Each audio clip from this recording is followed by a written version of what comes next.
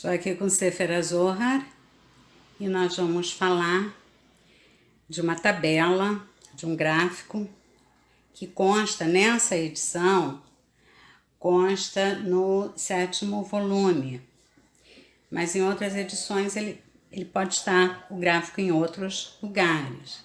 Então nós temos aqui esse gráfico que muitos de vocês devem ter visto já devem conhecer, que são 8 colunas de 9, formando 72 agrupamentos de letras. O que nós temos aqui na realidade não são palavras, são combinações de letras, 72 combinações de 3 letras, reparem, né? Então, não formam palavras, não é possível ler, é possível soletrar. Porque o que é isso, né? Que aparece aqui no Zohar? E por que 72? E por que essa simetria? Vamos começar falando do número 72. Então, e aqui eu quero lembrar que a origem disso está na Torá. Quer dizer, ele aparece no Zohar, mas a origem está na Torá. E aí eu quero lembrar, quer dizer, eu acho que muitos vídeos eu tenho falado sobre isso e vou continuar falando, que a unidade na Cabala, a menor unidade da linguagem, a menor unidade de comunicação, não é a palavra, é a letra.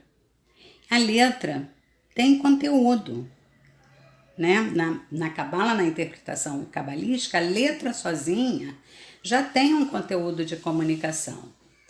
E eu tenho tentado demonstrar isso nos vídeos e, mais uma vez, nós vamos fazer uso da gemátria aqui também, né? E vamos fazer uma comparação entre contagem e contação. Contação no sentido de narração. Mas intencionalmente eu usei o mesmo radical. Contagem numérica e contação de um fato. Esse fenômeno quer dizer, o verbo original é o mesmo. Contar e contar. Já vimos isso em outros vídeos. Isso acontece em muitos idiomas, nos idiomas latinos, acontece em alemão, acontece em hebraico, em outros idiomas que não tem uma raiz só, que são híbridos, isso pode não acontecer, mas acontece em muitos idiomas. Contar uma quantidade e contar um conteúdo. E o que a Cabala faz é juntar essas duas áreas do conhecimento, achando outros significados, né? Achando segredos, achando relações. É um jogo, é um jogo de investigação, de interpretação bíblica. Isso só acontece no original, isso só acontece em hebraico. Não adianta buscar essa equivalência da gemátria nas traduções ou mesmo equações de gemátria em outros idiomas, porque não vai acontecer. E isso quer dizer que a Torá traduzida, ela contém só a contação, né? Ela tem só a narração, mas a Torá no original, a Torá em hebraico, ela tem também um código, ela tem a contação, a narração, que não é de maneira nenhuma desprezada, ela é chamada de pshat. Pshat é o sentido literal, né? Mas ela contém também métodos de interpretação da letra, né?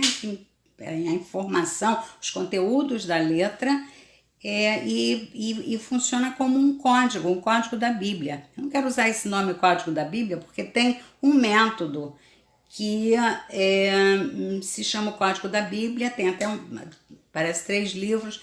Podemos falar sobre isso num outro vídeo. Mas a Torá em hebraico contém códigos que revelam outras realidades além da contação, além da narração. E isso a gente pode obter através dessa comparação entre as áreas.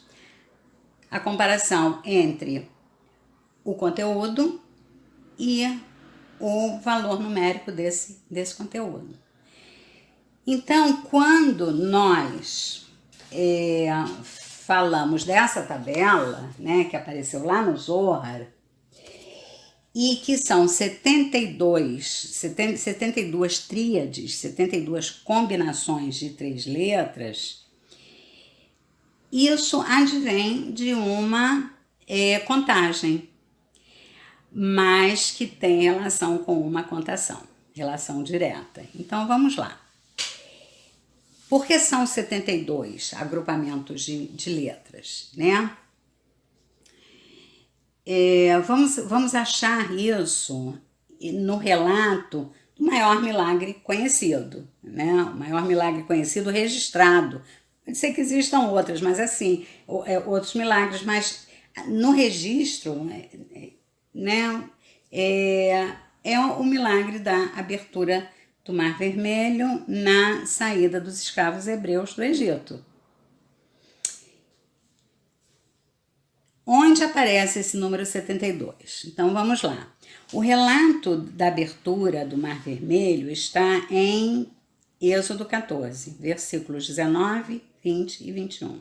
São 3 versículos seguidos que ali está concentrado o relato da abertura do mar, a preparação da abertura do mar e a abertura do mar propriamente dita. O que acontece no original em hebraico é que esses 3 versículos contêm 72 letras. O versículo 19, o versículo 20 e o versículo 21. 72 letras no 19, 72 no 20, 72 no 21. Então, o relato da abertura do mar está contido em 216 letras. Na contação, na narração, eles estão arrumados de uma maneira, estão arrumados em palavras.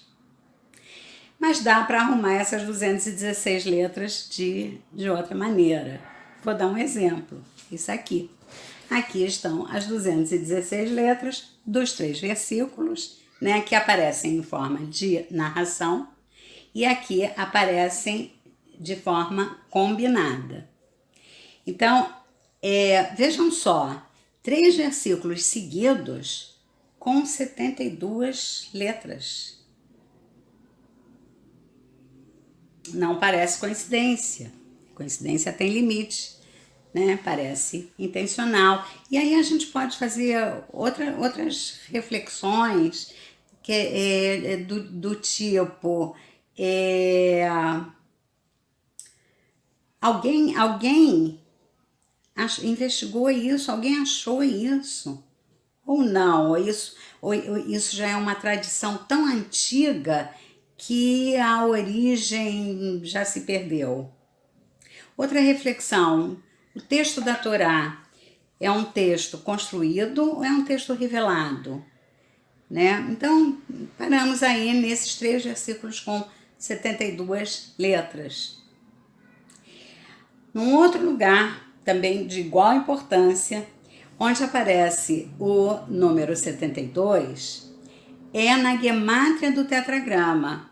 O tetragrama é o nome de Deus impronunciável. Tetragrama quer dizer 4 letras. Então, são 4 letras representativas, né, do nome de Deus, que é impronunciável por vários motivos. Primeiro, pelo poder que essa palavra contém. Existe um mandamento, não dirás o nome de Deus em vão, né? Esse seria o mais básico, mas existem outras razões porque esse nome é impronunciável. Não se conhecem as vogais exatamente. Esse nome, na época que existia o templo sagrado de Jerusalém, ele era pronunciado apenas uma vez por ano, em um determinado lugar e só por uma pessoa, que era em Yom Kippur, que aliás hoje, estamos perto de Kol Nidrei, daqui a algumas horas é Yom Kippur. Foi uma coincidência, né? Ou não, eu ter optado por esse tema hoje, que é a véspera de Yom Kippur, daqui a pouco é Kol Nidrei. Esse nome era pronunciado só em Yom Kippur, num lugar, no templo de Jerusalém, chamado Kodesh HaKodashim, que é o Santo dos Santos, um determinado lugar, aposento lá dentro, e só pelo Kohen Gadol, que era o sumo sacerdote. Esse tetragrama, bom, não vamos entrar em detalhe porque é impronunciável, pelo poder, pela força, ele pode ser soletrado, e mesmo a soletração, há que se tomar um cuidado para modificar um pouco a pronúncia da letra Rei e transformar em letra Kei. Quer dizer, é um nome bastante simbólico, espiritual, elevado, sublime. O tetragrama, ele soma 26, porém, existe uma forma de gemátria que é parecida com a adição teosófica, que seria assim, somar a primeira letra, depois somar a primeira e a segunda, em ordem crescente, depois somar a primeira, a segunda e a terceira, e depois somar a primeira, a segunda, a terceira e a quarta. Então, essa adição, essa gemátria composta, ela vai acabar somando 72. Porque a primeira letra Yud é 10, a primeira e a segunda Yud Rei dá 15, a primeira, a segunda e a terceira dá 21, e o tetragrama 26, somando 5 com 15, com 21, com 26, temos aí o 72. Então, vamos começar a juntar essas coincidências, entre aspas, né? Na realidade, são revelações. O tetragrama em gemátria composta soma 72. E também não é fácil chegar no segredo. Dá trabalho, né? Porque aí a gemátria é uma gemátria composta. Então, o tetragrama soma 72, os 3 versículos que relatam o momento da abertura do mar, cada versículo contém 72 letras. Então, daí se chegou à conclusão que esse relato da abertura do mar não é só um relato. Ele é um relato, mas ele não é só um relato. Ele é uma fórmula. Então, a abertura do mar na saída dos ex-escravos do Egito, perseguidos pelo exército do faraó. Esse relato está contido em 216 letras e de 2 formas. Na forma linear do relato e na forma da tabela. Porque nós temos aqui, né, as 216 letras, e aqui eu simulei os 3 versículos de 72 letras.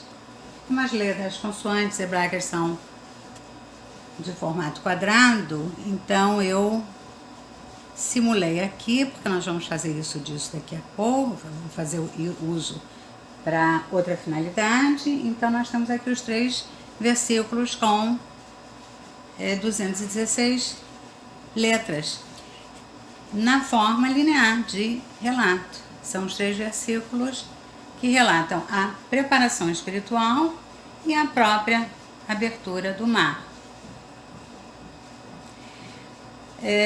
No entanto, essa insistência, essa repetição do número 72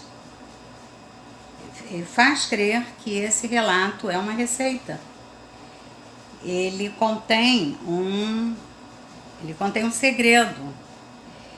E o segredo seria mais ou menos assim, é muito abstrato, mas o segredo seria mais ou menos assim. O relato é feito retroativamente, né, contando o que aconteceu. No entanto, essas 216 letras, elas precedem o fato, como uma fórmula. Essas 216 letras é que promoveram a abertura do mar, que promoveram essa possibilidade.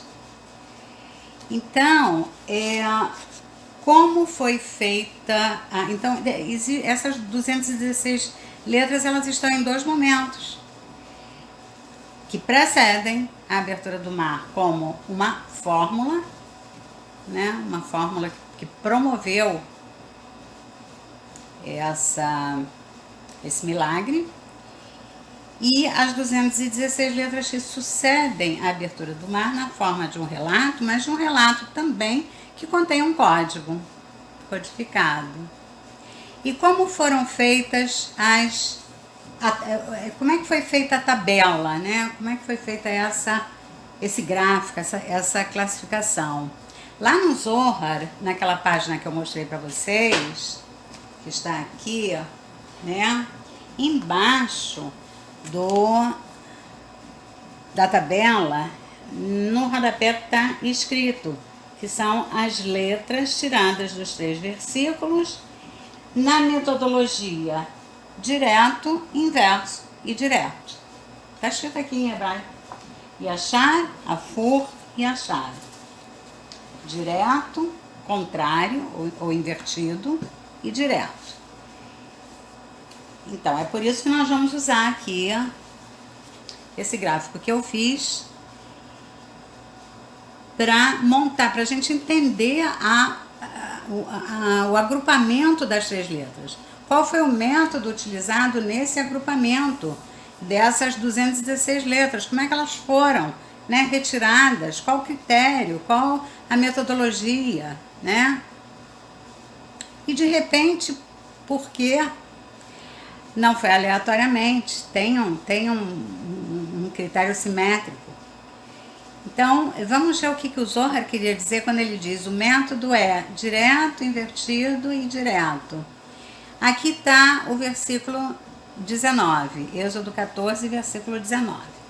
Só que eu fiz a direção errada, porque eu tô no reflexo invertido. Então, em hebraico se escreve, né, da direita para a esquerda. Então, essa seria a escrita direta. O segundo versículo do relato, quer dizer, o versículo 20, escrito na direção inversa. Quer dizer, inversa em relação ao hebraico, da esquerda para a direita. E o versículo 21 na direção direta, em hebraico, da direita para a esquerda. Esse método, ele é chamado, é um método que reproduz o movimento do arado na agricultura, né? O arado feito por tração animal. Então seria assim, começa aqui, né? Vem arando, a semeadura, é o trajeto da semeadura. Então ela começa por aqui, tração animal, depois volta por aqui e depois retoma ali. Então, o gráfico é feito no seguinte critério.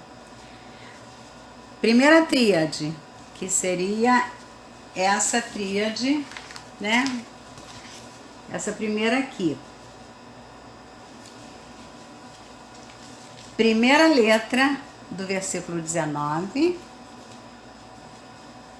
a última letra do versículo 20 e mais a primeira letra do versículo 21.